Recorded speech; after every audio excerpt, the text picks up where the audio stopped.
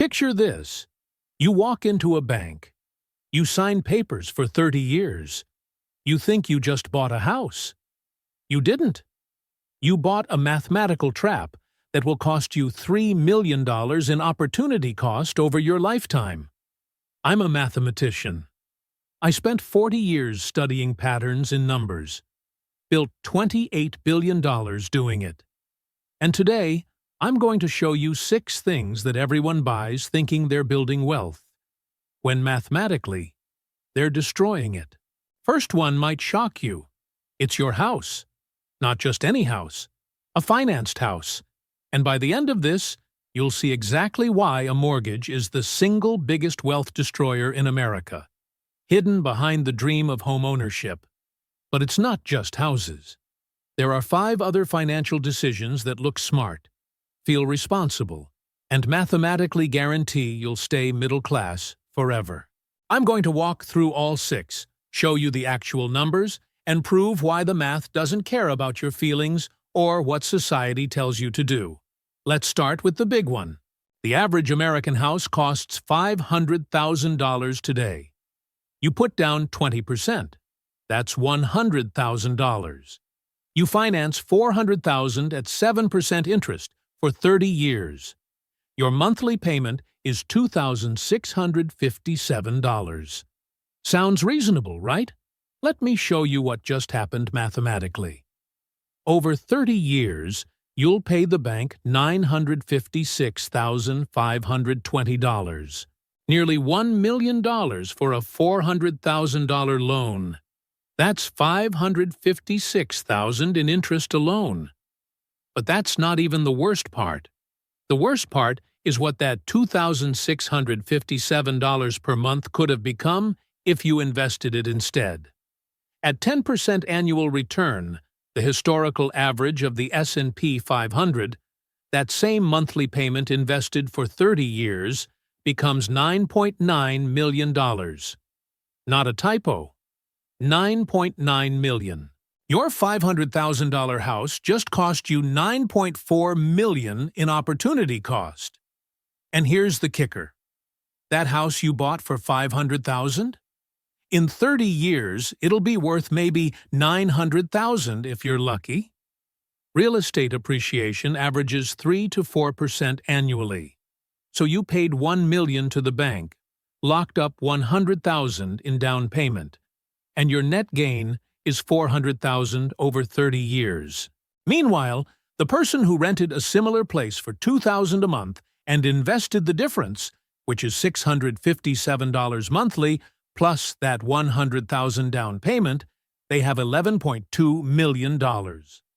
Same starting capital, different mathematics. One person owns a house. The other person owns financial freedom. Now, before you think I'm saying never own real estate, let me be clear. I'm saying never finance it the way everyone does. The mathematics of leverage works when you're using other people's money to buy income-producing assets. A rental property that cash flows? That's different math. We're talking about your primary residence, the place you live, financed over 30 years at interest rates that compound against you. This is the first wealth destroyer, and it's the biggest one because everyone thinks they're making a smart decision. Society tells you home ownership is the American dream. Banks tell you it's the best investment. Your parents tell you you're throwing money away on rent. They're all mathematically wrong.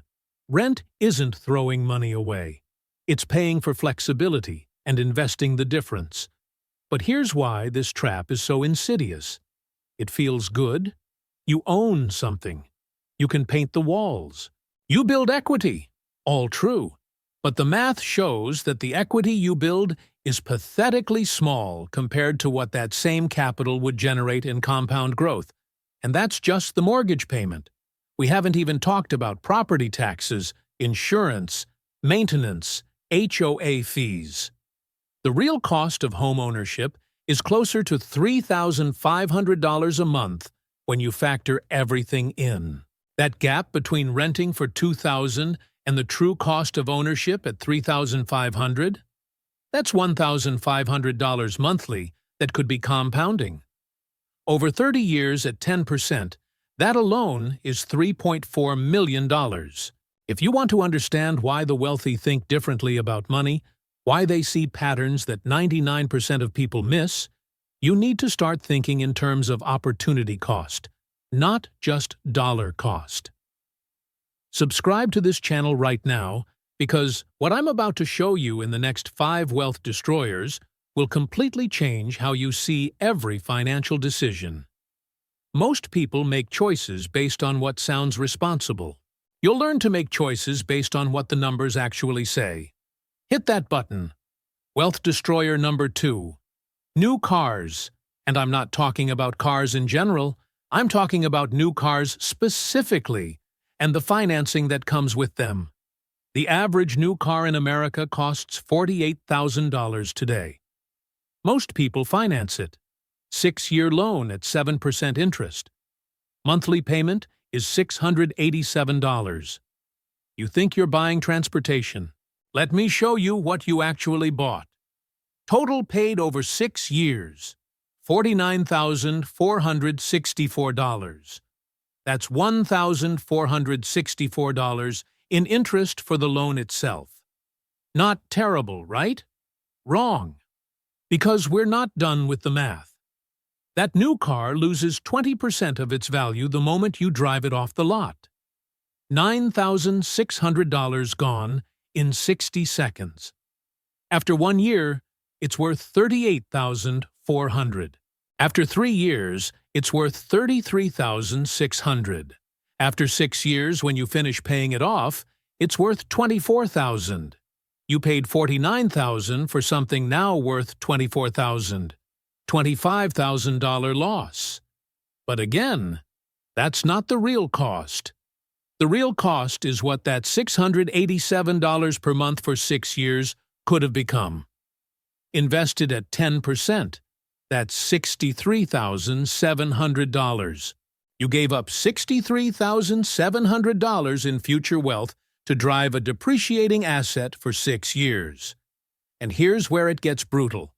Most people don't keep the car for 6 years. They trade it in after 3 or 4 years and start the cycle again. They're perpetually in debt on a depreciating asset, perpetually losing money, perpetually destroying wealth. Compare this to the person who buys a 3-year-old certified used car for $25,000. They pay cash or finance it for 2 years with a small loan. The car is past the steepest depreciation curve. It'll lose value much slower. After 6 years, it might be worth $12,000. They lost $13,000 in depreciation versus your $25,000. But more importantly, they didn't have a $687 payment for 6 years. They had maybe a $400 payment for 2 years, then nothing. That difference in payments, invested for 6 years, is worth $38,000. So the person who bought, used, and invested the difference ends up $38,000 wealthier than you, drives a perfectly functional car, and isn't in debt. The mathematics of this decision is so clear, yet 72% of car sales in America are new cars, most of them financed. Why? Because new cars feel better. They smell nice. You get the latest technology. All emotional reasons. 0 mathematical reasons. And the auto industry has built an entire marketing system around making you feel like you need new. You deserve new. You should reward yourself with new. They profit. You lose. Every single time. Here's another layer most people miss. Cars require insurance, maintenance, registration. A new $48,000 car costs more to insure than a used $25,000 car. Maybe $100 more per month. Over 6 years, that's another $7,200. Add it to the pile. The total mathematical cost of buying new versus used over 6 years, including lost investment opportunity, is approximately $52,000. That's not a small number. That's a year of college tuition. That's a down payment on an investment property. That's a decade of maxing out your Roth IRA. But you spent it on new car smell and the pride of ownership. The pattern here is the same as the house. Society tells you one thing. The math says another. And the gap between what society encourages and what mathematics proves is where wealth goes to die. Every month, every year, every decade, these small decisions compound into massive differences in outcomes. Now let's talk about the psychology of car buying, because this is where the automotive industry has truly mastered behavioral manipulation.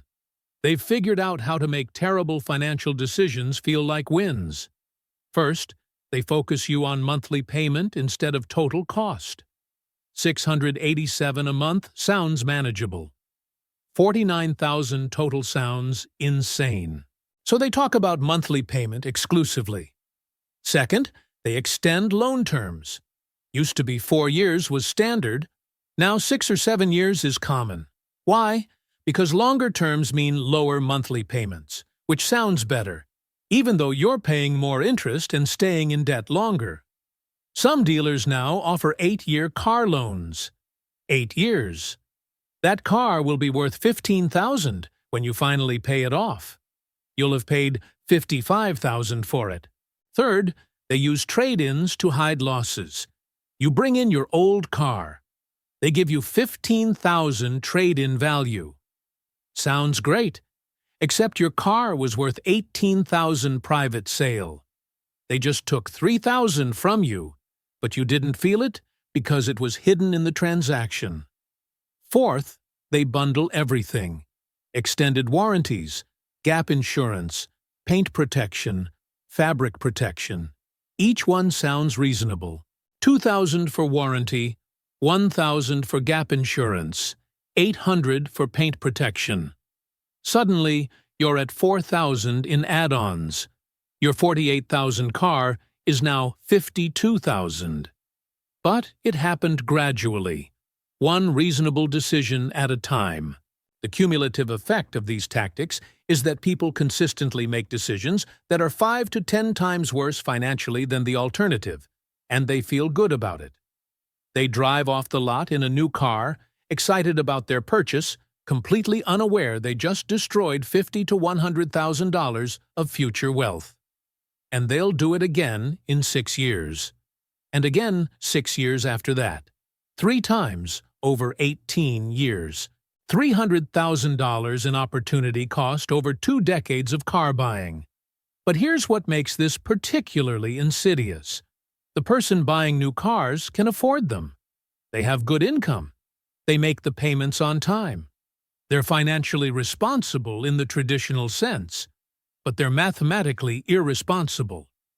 And the difference between traditional responsibility and mathematical responsibility is the difference between comfortable and wealthy. Traditional responsibility says, "Can I afford the payment?" Mathematical responsibility says, "What's the total cost including opportunity cost? And is there a more efficient way to accomplish the same goal?" Very different questions. Very different outcomes. Wealth destroyer number 3. Consumer debt. Credit cards, personal loans, buy now, pay later schemes. This one should be obvious, but let me show you why it's even worse than you think. The average American carries $8,500 in credit card debt. Average interest rate is 22%. If you make minimum payments, which is typically 3% of the balance or $25, whichever is higher, it'll take you 26 years to pay off and cost you $14,000 in interest. You borrowed $8,500. You paid back $22,500. But that's still not the real cost. Because what could that minimum payment have done if you weren't in debt?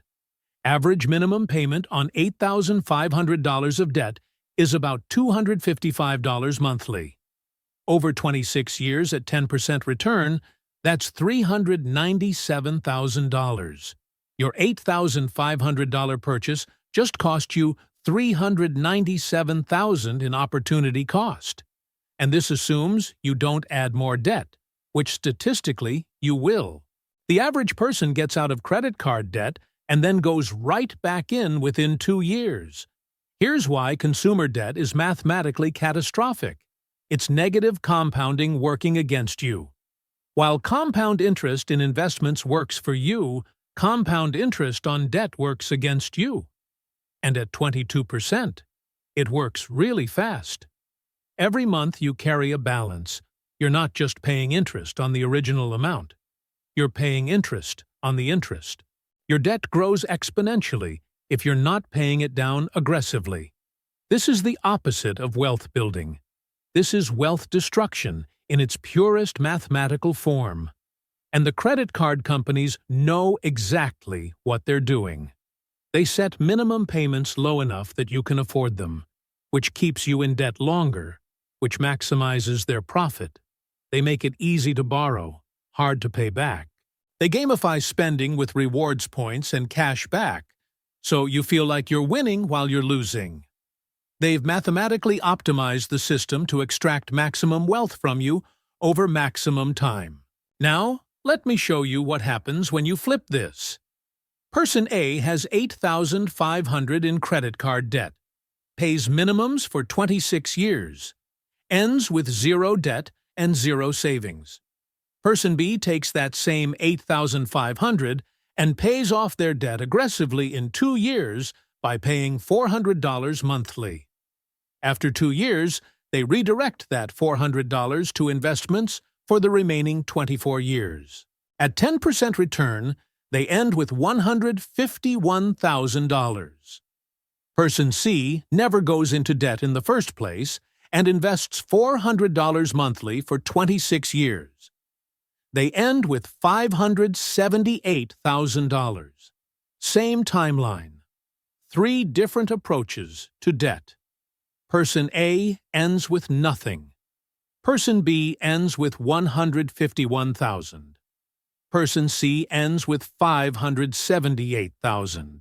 The difference between Person A and Person C is $578,000 over 26 years, all because Person C understood that borrowing money to consume is mathematically insane. You should only borrow money if the return on that borrowed capital exceeds the cost of the debt. That means business loans, rental property mortgages, anything where the debt creates income.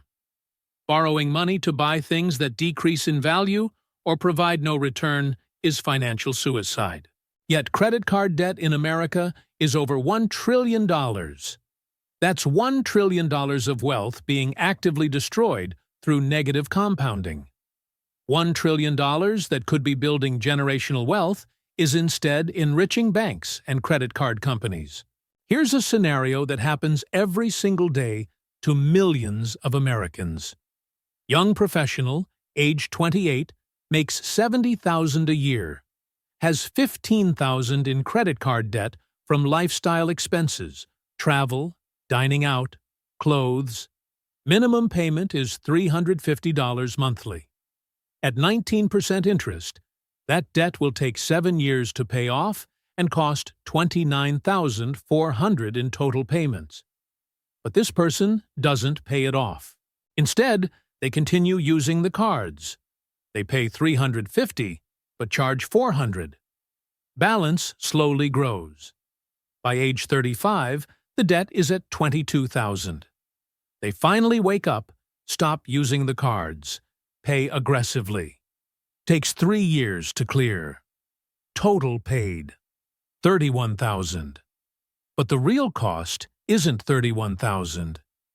It's what that $350 monthly could have become. From age 28 to 38, 10 years, at 10% return, $72,000. They gave up $72,000 in investment growth to finance a lifestyle they couldn't actually afford. And the painful part?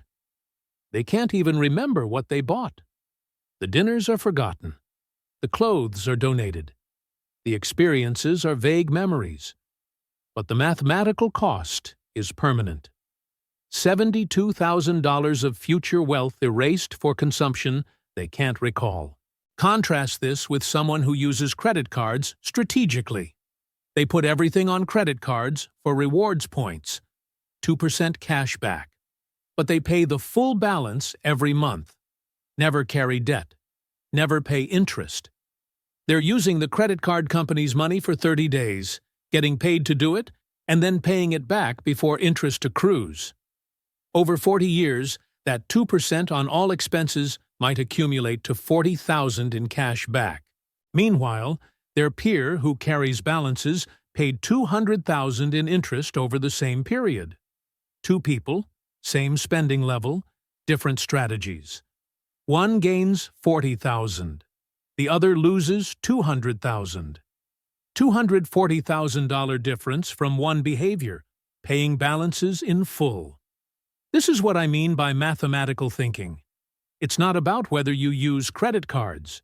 It's about understanding the mathematics of how they work and structuring your behavior to make the math work for you instead of against you. But most people don't think this way. They think in terms of convenience, rewards, and whether they can afford the minimum payment, all of which are the wrong variables to optimize. Wealth destroyer number 4. Lifestyle inflation. This one is subtle because it doesn't look like a purchase. It's a pattern. You get a raise. You upgrade your life. New apartment, nicer car, better restaurants, more subscriptions. Your expenses rise to meet your income. You never get ahead. Let me show you the mathematics of lifestyle inflation versus lifestyle discipline. Two people start their careers at age 25, making $50,000 per year. They both get 5% raises annually. By age 55, they're both making $182,000 per year. Person A inflates their lifestyle with every raise. At 25, they spend $45,000, save $5,000. At 30, they spend $52,000, save $6,000. At 40, they spend $75,000, save $8,000. At 55, they spend $160,000, save $22,000. Their lifestyle grew with their income. They always felt broke, despite earning more because expenses always caught up. Total saved over 30 years. Invested at 10%, approximately $2 million. Not bad, right? Person B takes a different approach. At 25, they spend $45,000, save $5,000. But here's the key difference. They never inflate their lifestyle. They live on $45,000 forever. Every raise goes straight to savings and investments. At 30, they still spend $45,000, but now save $16,000. At 40, they spend $45,000, save $55,000. At 55, they spend $45,000, save $137,000. Total saved over 30 years, invested at 10%, approximately $11 million. Same career, same raises, same starting point. Person A has $2 million. Person B has $11 million. The difference is $9 million, all from not inflating lifestyle. Person B made a mathematical decision early. They found a lifestyle they enjoyed at $45,000 per year and committed to it. Every dollar beyond that went to building wealth. Person A made an emotional decision repeatedly. They earned more, so they should spend more. Society supported this. You deserve it. Treat yourself. Enjoy your success. All of which sounds reasonable until you run the numbers and realize it cost you $9 million over 30 years. Here's why lifestyle inflation is so dangerous. It's invisible. You don't feel like you're making a bad decision. You're just living a little better. But mathematically, every dollar you add to your lifestyle is a dollar that can't compound. And because lifestyle inflation happens gradually, you don't see the opportunity cost until it's too late. You wake up at 55, earning 6 figures, still living paycheck to paycheck, wondering where all the money went. It went to lifestyle inflation. A nicer apartment cost you $1.2 million over 30 years. A luxury car cost you $800,000. Better restaurants and travel cost you $1.5 million. Small upgrades here and there, accumulated over decades, destroyed millions in potential wealth. And the cruel irony? Person B, who lived on $45,000 their entire career, probably enjoyed their life just as much as Person A. Because happiness research shows that once you hit about $75,000 in annual spending, additional spending doesn't increase happiness proportionally. You're just spending more to feel the same. Person B understood this. They found their happiness number, locked it in, and let mathematics do the rest. Quick curiosity. I want to map where the people who understand opportunity cost are located, who see that lifestyle inflation is a mathematical trap, not a moral failure. Where are you watching from? Drop your city and state below, or your country if international. I'm genuinely interested in the geographic distribution of people who think in 30-year timeframes instead of monthly payments. Let's build a map of where the long-term thinkers are concentrated. Wealth destroyer number 5. Financial products you don't understand. This includes whole life insurance, annuities, actively managed mutual funds, structured notes, and anything sold to you by someone who earns a commission. Let me be very specific here. If you can't explain exactly how a financial product makes money, how it's structured, what the fees are, and what the historical returns look like, you shouldn't buy it. Period. The financial industry has created thousands of complex products specifically because complexity hides fees and reduces returns. Let me show you one example. Whole life insurance versus term life plus investing the difference. Whole life insurance costs about $300 per month for a 30-year-old non-smoker for $500,000 in coverage. Term life for the same coverage costs about $50 per month. The difference is $250. The insurance salesperson will tell you whole life is better because it builds cash value. Let me show you the math. Over 30 years, whole life costs $108,000 in premiums. After 30 years, your cash value is approximately $95,000. You paid $108,000, got back $95,000. That's a negative return. Meanwhile, term life costs $18,000 over 30 years. The difference, $250 per month, invested at 10% for 30 years, becomes $572,000. So whole life gives you $95,000. Term plus investing gives you $572,000, plus you still have life insurance. The difference is $477,000. But the insurance salesperson won't show you this math because they earn a commission of 50 to 100% of your first-year premiums on whole life. They make nothing on term, so they're incentivized to sell you the product that makes them money, not the product that makes you money. This pattern repeats across the entire financial industry. Actively managed mutual funds charge 1 to 2% annual fees and underperform index funds 92% of the time over 15 years. That 1% fee doesn't sound like much until you realize it costs you hundreds of thousands over a lifetime. $1 million invested for 30 years at 10% becomes $17.4 million. That same million at 9% after 1% fees becomes $13.3 million. The fee cost you $4.1 million. Annuities are even worse. They come with surrender charges that lock up your money for 7 to 10 years. They have mortality and expense charges, administrative fees, investment management fees. Total costs can be 3 to 4% annually. And the returns are often capped at 6 to 8%, even when the market does 20%. You're taking on all the downside risk and giving away all the upside potential.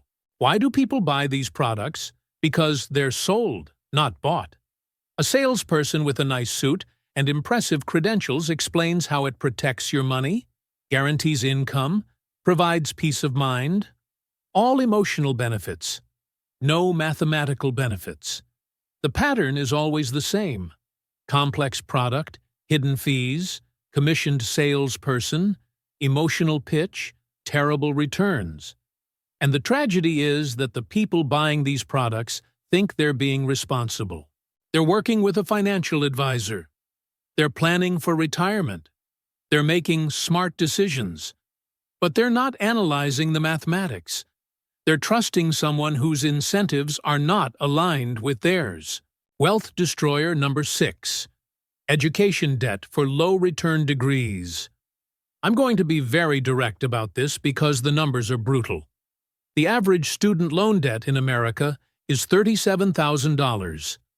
Average interest rate is 5.8%. Standard repayment is 10 years at $398 monthly. Total repaid, $47,760. You borrowed $37,000, paid back $47,000. That's $10,000 in interest. But we're not done. What could that $398 monthly have become over 10 years if you weren't in debt? At 10% return, that's $81,000. So your student loan cost you not just $10,000 in interest, but $81,000 in opportunity cost. Total mathematical cost, $91,000. Now, if you borrowed $37,000 to get a degree that increases your earning potential by $30,000 per year or more, that's a good trade. Engineering, computer science, nursing, accounting. These degrees mathematically pay for themselves quickly. But if you borrowed $37,000 for a degree that doesn't increase your earnings significantly, you just destroyed wealth. And the statistics show that many degrees fall into this category. Here's the deeper problem. Student loans can't be discharged in bankruptcy. They follow you forever. If you can't pay, they garnish your wages, take your tax refunds, destroy your credit. And because the debt is guaranteed by the government, universities have no incentive to keep costs down or ensure their graduates can actually pay back the loans. They just keep raising tuition, knowing students can borrow whatever they need. This has created a system where 18-year-olds are making six-figure borrowing decisions for degrees that may not generate sufficient returns to justify the debt. And nobody shows them the mathematics before they sign. They're told education is an investment in yourself. They're told you can't put a price on knowledge. They're told it'll all work out. None of that is mathematical analysis. It's emotional justification for financial decisions that may or may not make sense. Let me show you an alternative path. Person A goes to a 4-year university. Total cost with living expenses is $120,000 over 4 years. They borrow $80,000. Parents pay $40,000. They graduate at 22 with $80,000 in debt. Monthly payment is $843 for 10 years. They get a job making $55,000. After 10 years at age 32, they've paid off the debt and hopefully progressed to $75,000 salary.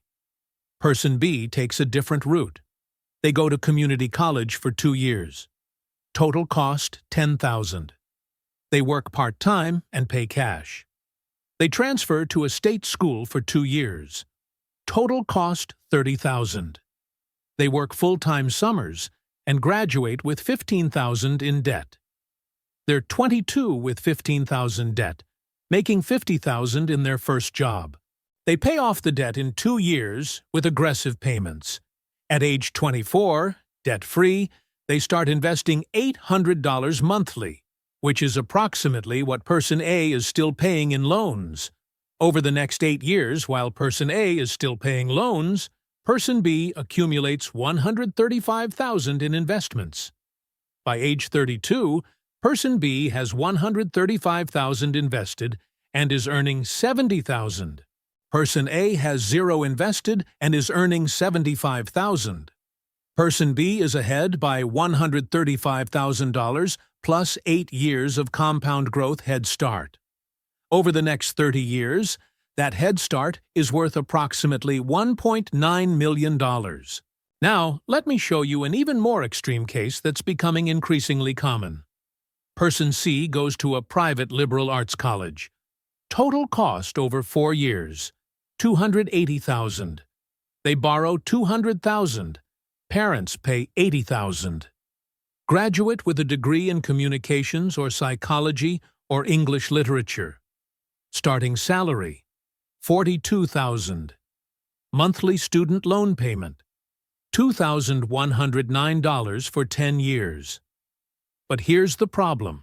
At $42,000 salary, take-home pay is about $32,000 annually, or $2,666 monthly. Student loan payment is $2,109. That leaves $557 for rent, food, car, insurance, phone, everything else. It's impossible. So they go on income-based repayment. Payment drops to $350 monthly based on income. Sounds like relief, but the loan is still accruing interest at 6%. That's $1,000 in interest monthly. They're paying $350. The balance is growing by $650 every month. After 10 years of income-based repayment, they've paid $42,000, but the balance is now $278,000. It grew by $78,000 despite making payments. They're underwater and getting worse. The loan will eventually be forgiven after 25 years, but the forgiven amount is taxable income. So at age 47, they'll get a tax bill for about $120,000 in forgiven debt. They'll spend their entire career in debt, never building wealth, never buying a house, never investing, all because they made one decision at age 18 that seemed reasonable at the time. Compare this to person D, who skips traditional college entirely, goes into a trade, becomes an electrician through a 4-year apprenticeship, earns while learning, no debt. At 22, they're making $60,000 a year with zero debt. Invests $1,000 monthly. By 32, they have $206,000 invested. By 47, they have $1.6 million. Meanwhile, person C at 47 is still dealing with student loan fallout and has negative net worth. Same age. Same starting point. One went to college. One didn't. The one who didn't is wealthier by nearly $2 million. Now, I'm not saying don't go to college. I'm saying run the mathematics first. If the degree increases your earning potential enough to justify the debt, great. If it doesn't, you're better off with an alternative path. But most 18-year-olds don't have the financial literacy to make this calculation. And most parents don't either. So they borrow maximum amounts for minimum return degrees and wonder why they're drowning in debt 10 years later. The pattern across all 6 wealth destroyers is identical. Society encourages a behavior. The behavior feels normal, responsible, even smart. But when you run the actual mathematics over actual time frames, the behavior is catastrophic for wealth building. Houses, cars, consumer debt, lifestyle inflation, financial products, education debt. 6 ways that the average person destroys their chance at wealth without even realizing it. And the reason nobody realizes it is because we don't teach financial mathematics in schools.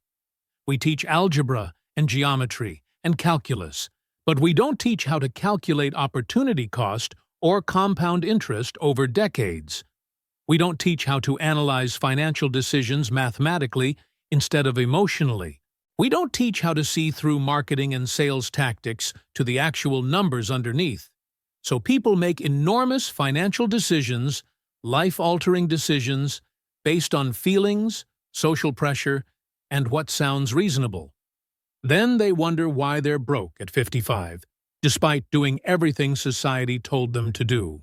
Let me show you one final calculation that brings this all together. Person A makes all 6 mistakes. They buy a financed house, buy new cars every 6 years, carry credit card debt, inflate their lifestyle with every raise, buy whole life insurance and high-fee mutual funds, and borrow heavily for a moderate return degree. Person B avoids all 6. They rent and invest the difference, buy used cars with cash, never carry consumer debt, keep lifestyle constant and invest raises, buy term insurance and index funds, and either minimizes education debt or chooses high-return degrees. Both start careers at 25, making $50,000. Both get 5% annual raises. By 55, both earn $182,000. After 30 years, Person A has approximately $1 million net worth. They own a house with some equity, have a small retirement account, some cash value in life insurance. Person B has approximately $18 million in liquid investments. Same earnings, same time frame, $17 million difference. That's not a small gap. That's generational wealth versus comfortable retirement. That's financial freedom versus working until 70. That's understanding mathematics versus following society's script. Now let me address the objections I know you're thinking because I've heard them 10,000 times.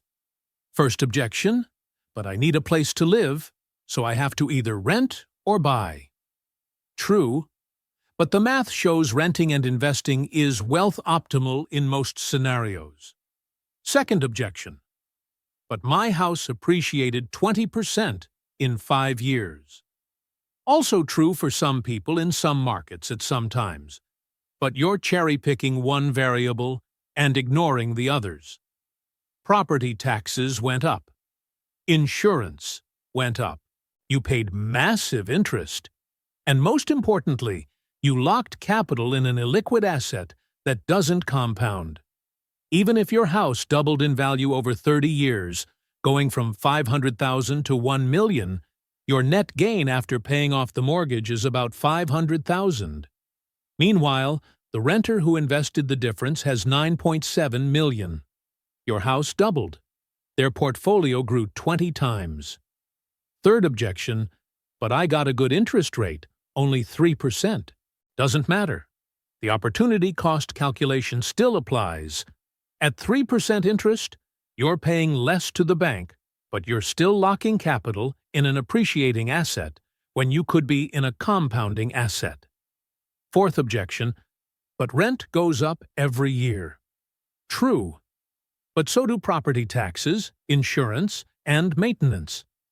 The total cost of ownership rises similarly to rent, and the renter has flexibility to move for better job opportunities, lower cost of living areas, or changing life circumstances. The homeowner is locked in. Here's what people miss. I'm not saying real estate is bad.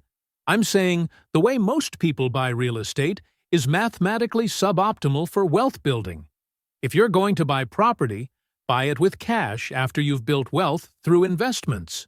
Or buy rental properties that produce cash flow. Or buy in markets where you can rent it out for more than your total ownership costs. But buying a primary residence with a 30-year mortgage, because society says you should, is one of the worst financial decisions you can make when you run the actual numbers. And the reason the numbers are so bad is because of how mortgages are structured. In the first 15 years of a 30-year mortgage, you're paying mostly interest. Your principal barely goes down. The bank front-loads the interest so they get their money first. If you move after 7 years, which most Americans do, you've paid the bank enormous interest and built very little equity. You basically rented from the bank at a higher cost than you would have rented from a landlord, except you also paid for all repairs, taxes, and insurance. The bank wins. You lose. But it feels like winning because you own something. That's the psychological trap. Let me give you a specific example with real numbers from a real scenario. City: Austin, Texas. Year: 2015. Couple buys a house for $400,000. 20% down, $80,000. Finance $320,000 at 4% for 30 years. Monthly payment $1,529. Property tax in Texas is high, about 2.5% annually, so that's $833 monthly.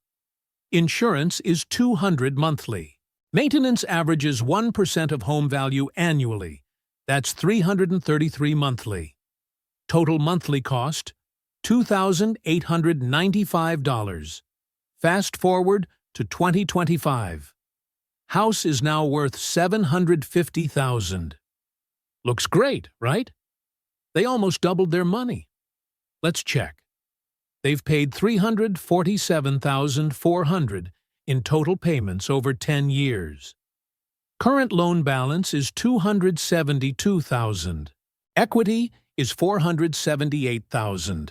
Subtract their original $80,000 down payment. Net gain is $398,000. Not bad, but what if they had rented a similar house for $2,000 monthly and invested the difference? $2,000 in rent plus the $895 difference equals $2,895. Same total housing cost. But wait, they also have that $80,000 down payment to invest. $80,000 invested at 10% for 10 years is $207,000. The $895 monthly difference invested at 10% for 10 years is $184,000. Total, $391,000. Almost the same as the homeowner's $398,000. But here's the critical difference. The homeowner's $398,000 is locked in the house.